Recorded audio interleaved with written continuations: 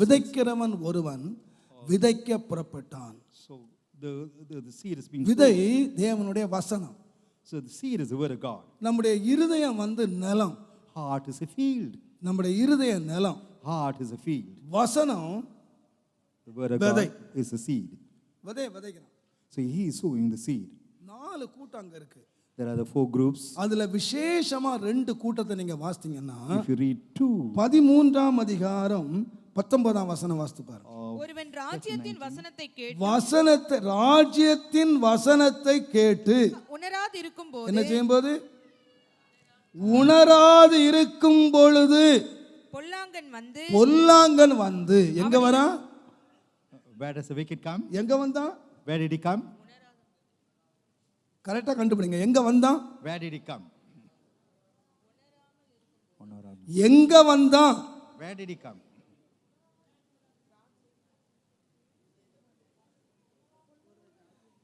இருதயம் நிலம்.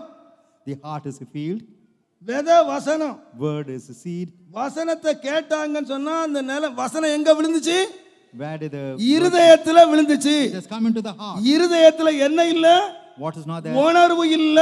There is no உணர்வு இல்ல. உடனே சாத்தான் எங்க வந்தான்? பொல்லாங்கன் எங்க வந்தான்னா விதை எங்க விழுந்ததோ அங்க வந்தான். Where the seed was sown, there he came. விதையை பொறுக்கிட்டு போனா எங்கயா பொறுக்குவான்? Where would he come and gather the seed? விதைக்கப்பட்ட இடத்துல அல்லது வயல் நிலத்துல அல்லது உன் இருதயத்துல or in your heart. நான் விளங்குறபடி சொல்லட்டுமா?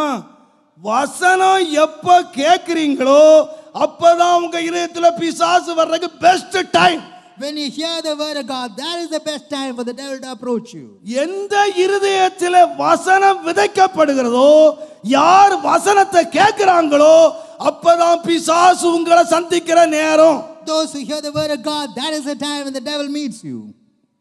நான் பயத்தோட சொல்றேன், பிசாசுக்கு ரொம்ப வேலை எங்கன்னா கோயிலுக்குள்ள தான். So the devil has immense work in the church. நான் வசனத்தை விதைக்கிறேன், சாத்தான் வசனத்தை பொறுக்குறான். Satan is able to gather the word. அவன் எப்ப பொறுக்க முடியும்னு சொன்னீங்கன்னா நீங்க வசனத்தை கேட்டு உணர்வில்லாது இருக்கும் பொழுது. When you hear the word of God and சந்தோஷமா வசனத்தை கேட்கலாம், கைதட்டி சிரிக்கலாம், எல்லாம் செய்யலாம். பட் வசனம் இருதயத்துல உணர உண்டாக்காட்டா அடுத்த நிமிஷம் பிசாசு வாசனத்தை பொறுக்கிட்டு. If the word of God is not able to give you any understanding, the Satan is able to pick it up. ஆனா yet அதே வசனம் இன்னொருத்தன் உள்ளத்துல விழுந்துச்சு. So the same word fell into the other. பாருங்க 13ஆம் அதிகாரம் 23ஆம் வசனம். நல்ல நிலத்திலே விதைக்கப்பட்டவன் வசனத்தை கேட்டு உணர்கிறவனுமாயிருந்து